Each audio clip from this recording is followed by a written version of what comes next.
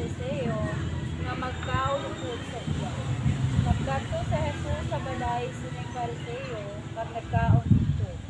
May isa ka makasasala nga babayi nga nagapuyo sa amo nga banwa. Nakabatid siya nga si Jesus yara sa balay sa Pariseo nga nagakaon. Nagkadto siya dito nga may dala nga tibod-tibod nga puno sang agwa.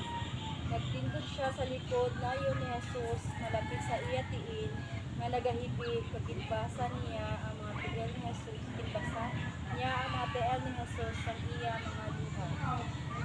Dayon ginpahira niya ang mga tiil ni Jesus sa iya buto.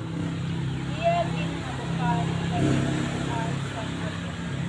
Sang pagkakita sini sang Pariseo nga nag-agda kay Jesus, nagsiling siya sa iya kaugalingon. Kung matuon nga ining tao propeta, kung tani nang ibala niya kung sino ining babae nga nagatandog sa iya kapinano kahigko ang iya kabuhi. Si Jesus nagsiling sa iya, Simon, may isugid ako sa imo.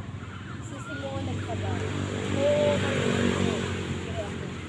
Si Jesus nagsiling, may duha ka tao na may utang sa isa ka manong pautang. Ang isa nakautang sa iya 5 kadaghan. Ang isa 50. Sila nga duha intigid makabayad. Gani wala na lang sila magbabayad sa nagpautang sa isa. Diin sa ila nga duha ang pagagawad mas sa nagpautang sa isa.